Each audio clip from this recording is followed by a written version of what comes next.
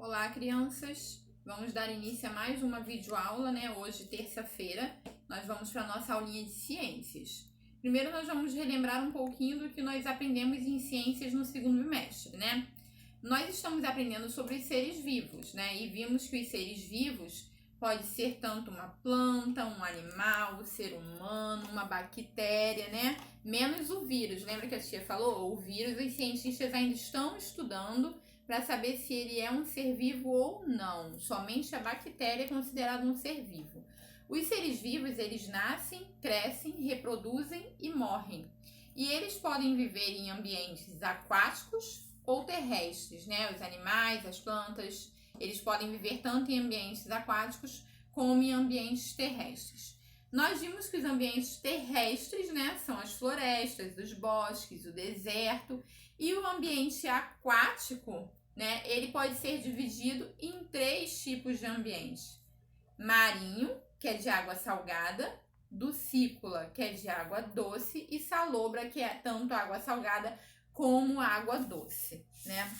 E nós começamos especificamente a falar do ser vivo vegetal, né? O que é vegetal? Vegetal são as plantas, né? Os vegetais são as plantas. Então, nós começamos a falar sobre ele primeiro.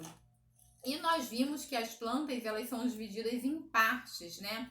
Uma planta, na maioria das vezes, é lógico que nem todas as plantas têm todas as partes, mas ela tem raiz, caule, folha, flor, fruto e semente, né? E nós vimos as funções de cada uma, né? Quem lembra? Nós vimos que a raiz, ela serve para quê? A raiz serve para fixar a planta no solo, né? Para a planta não tombar, para ela não cair. O caule, né, que a gente também chama de tronco, ele serve como um canudinho para poder puxar a água e os nutrientes do solo e levar para as folhas. As folhas, elas são responsáveis pela respiração das plantas. E é nela também que tem o pigmento clorofila, né, que é o que faz a cor verde das folhas. A flor é responsável pela reprodução, né? E nós aprendemos também depois mais detalhado, a tia vai lembrar aqui novamente. Os frutos, eles guardam as sementes e as sementes dão origem a uma nova plantinha.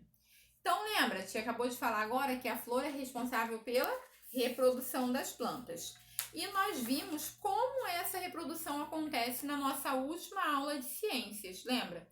Para acontecer a reprodução das plantas, é preciso que o pólen, um pozinho que tem na planta, na florzinha, ele vá de uma florzinha até a outra, né? Que ele seja transportado de uma florzinha até a outra através da polinização. Então, a polinização é o transporte do pólen de uma florzinha para outra, né? E quem faz a polinização? A água, o vento e alguns animais, né, que a gente chama de animais polinizadores. E o principal animal polinizador, quem lembra qual é? São as abelhas, né? As abelhas são os principais animais polinizadores, né? Está até sendo feita uma campanha, né, em prol das abelhas, para que as pessoas não usem inseticidas que façam mal às abelhas, porque nas plantações, né, o moço joga um remedinho para matar os insetos. Então está sendo feita uma campanha para a produção de um remedinho desse que não faça mal para as abelhas, somente para os outros insetos que realmente fazem mal para a plantinha. Agora nós vamos falar um pouquinho sobre outro ser vivo, né, que são os animais. Os animais, assim como as plantas, eles nascem, crescem, reproduzem e morrem, só que de uma maneira diferente, né? Então, nós vamos hoje começar com algumas classificações dos animais. A mais fácil de todas, que vocês já aprenderam, ó, quando eram pequenos, só que agora a gente vai aprender um pouquinho mais coisas, né? Que são os animais domésticos e silvestres.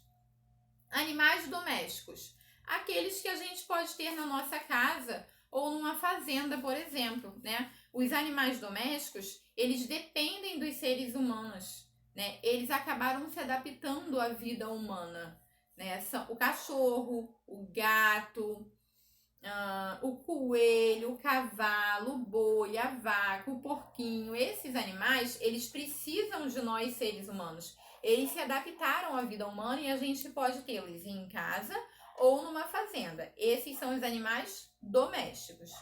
E os animais silvestres, né, ou selvagens, não sei como vocês aprenderam, os animais silvestres são aqueles que vivem em ambientes naturais, florestas e oceanos. Os animais silvestres, eles são divididos em duas classificações.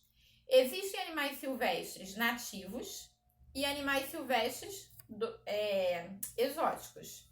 Animais silvestres nativos são aqueles que pertencem ao nosso país, né? Eles tiveram a sua origem aqui no Brasil. Mico-leão dourado, onça-pintada, capivara. E os animais exóticos são aqueles que a gente encontra aqui no Brasil, mas que eles não tiveram a sua origem aqui no nosso país. O tigre, o elefante, o coala, o canguru. Então vamos lá, relembrando. Os animais, eles podem ser classificados em domésticos e silvestres. Domésticos, aqueles que nós podemos ter dentro de casa ou numa fazenda, num sítio, né? Boi, vaca, cavalo, coelho, carneiro, ovelha, cachorro, gato. Animais silvestres, né? Tigre, leão, onça, macaco, aqueles que vivem nas florestas ou nos oceanos. Mas os animais silvestres, eles são divididos em dois tipos. Os nativos, que são originários do nosso país, né? E os exóticos, que são de outros países, mas que a gente consegue encontrá-los aqui. Animais nativos: mico-leão dourado, lobo-guará, capivara, onça-pintada.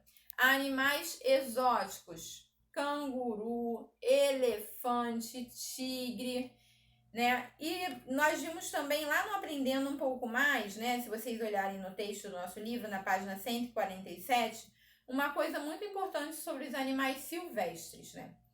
Ter um animal silvestre em casa é crime. A pessoa pode ser presa por conta disso, né? E aqui no Brasil, o animal silvestre mais comum que as pessoas costumam ter em casa sem autorização é o papagaio.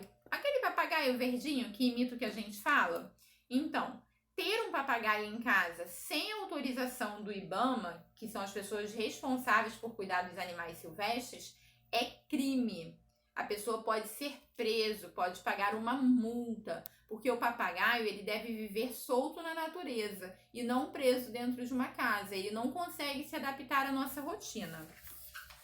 Na página 148, começando os nossos exercícios, número 1. Dos animais abaixo, o único que não é considerado doméstico é cachorro, coelho, cavalo ou onça. Pensa qual desses quatro não é doméstico e marca. Observe as imagens abaixo e circule apenas o animal silvestre. Nós temos aí coelho, foca e porquinho. Qual deles é silvestre? Você vai circular. 3. Pesquise imagens de animais silvestres nativos brasileiro e colhe no espaço abaixo. Então vamos lá. Silvestre nativo brasileiro. Um animal que vive na floresta ou no oceano, que teve a sua origem aqui no Brasil, né? Um animal nativo. Pesquisa e cola aí. 4. O que são animais silvestres, né? A tia já falou. Aqueles que vivem em ambientes naturais, pois eles não se acostumam à nossa vida, né? Vivem nas florestas e oceanos. 5. O que são animais exóticos? Animais exóticos são aqueles animais que a gente encontra no Brasil, mas que eles são de origem de outro lugar, têm sua origem em outro país. 6. O que são animais domésticos? Aquele que a gente pode cuidar, né? Que a gente pode chegar perto, que a gente pode ter na nossa casa. 7. Por que um animal exótico pode ser um risco aos animais nativos de uma região? Aqui está perguntando por que o animal exótico, aquele que não tem origem no Brasil, pode ser um risco para os que têm origem no Brasil. Porque ele pode ser um predador, né? E também pode transmitir doenças de lá, de onde ele vivia, de onde ele veio, transmitir para os animais silvestres daqui. 8. O coala, tão bonitinho, né? Eu acho lindo. O coala é um animal típico da Austrália. O que uma pessoa deve fazer se achar esse animal perdido no meio da estrada? Pesquise com auxílio do seu professor. Então vamos lá. O coala, esse animal bonitinho aí, que vocês vão ver na foto, ele é o típico da Austrália. Então ele não é um animal nativo aqui no Brasil, ele é um animal silvestre exótico. Se você encontrar um coala na estrada, o que você deve fazer? Levar para casa? Não, porque lembra que levar animais silvestres para casa é crime. Se alguém te denunciar, você vai preso. O que a gente deve fazer? A gente deve ou chamar o zoológico mais perto do local e avisar, ou chamar o corpo de bombeiros, que eles também vão até lá, vão recolher o animal e vão levar para o órgão competente. Então façam o deverzinho, só tem essas 2 páginas de exercícios aí de ciências, né? Se precisar, assistam o vídeo novamente para poder entender melhor. Até a próxima!